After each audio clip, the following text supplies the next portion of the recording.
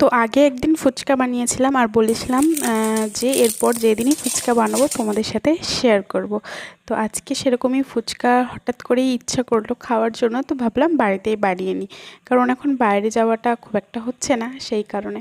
তো এখানে আমি সমপরিমাণ ময়দা আর সুজি নিয়ে নিয়েছি, তার মধ্যে সামান্য একটু নুন আর সামান্য একটু তেল দিয়ে একটু মানে শক্ত করেই মাখতে হবে। আর যেহেতু এর মধ্যে সুজি আছে সেই জন্য তুমি একটু জল দিলেও মানে এটা টেনে নেবে নিজের থেকেই।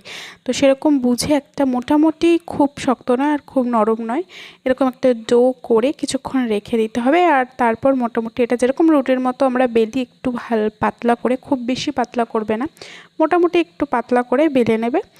আর এখানে আমি জাস্ট একটা কাটার ঠিক নয়, এটা একটা বোতলের ঢাকনা, আমি একটু শার্প ছিল তো ওটা দিয়েই ছোট ছোট করে, এটা অনেকটাই ছোট ছিল সাইজে তাই আমার ফুচকাগুলো ছোট হয়েছিল, কিন্তু আমার ওটা কোনো ম্যাটার না, কারণ আমার ছোট ফুচকাই বেশি ভালো লাগে, মানে পুরোটাই গালের মধ্যে চলে যায়, তো খুব বেশি বড় ফুচকা হলে আমার ভালো লাগে না।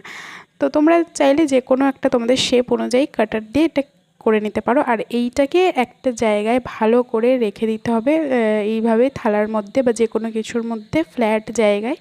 আমি এইভাবে থালার মধ্যে করে নিয়েছিলাম। আর এগুলোকে সব বেলে নেওয়ার পরে যে থালাটা তুমি সবার প্রথম সাজিয়েছিলে সেটাই থেকেই ভাজাটা স্টার্ট করতে হবে, মানে যেটা বেশিক্ষণ রাখা ছিল।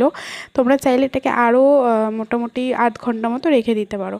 তো এরপরে ধীরে ধীরে মানে ফুচকাগুলো ভেজে নিতে হবে, কিছু ফুলবে কিছু ফুলবে না, কিন্তু বাড়িতে বানানো জিনিসের মজাটাই আলাদা। এরপর আমি জলটা বানাচ্ছিলাম, দেখো এখানে আমি তেঁতুল জল ইউজ করব না, কারণ আমি তেঁতুল খেতে পারবো না।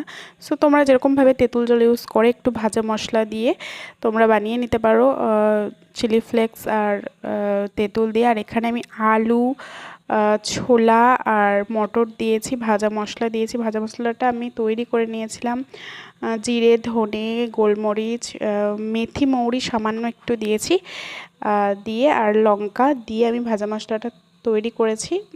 আর এখানে দেখো ফুচকাগুলো মানে কত সুন্দর হয়েছে। আমি প্রচুর ফুচকা খেয়েছি আজকে, বিশ্বাস করো আমি প্রচুর ফুচকা খেয়েছি। আর আমি যখন খাই সত্যি আমার খুব ভালো লাগে ফুচকা খেতে। তোমাদের ফুচকা খেতে কেমন লাগে, কে কে ফুচকা লাভার আছো আমাকে জানিও।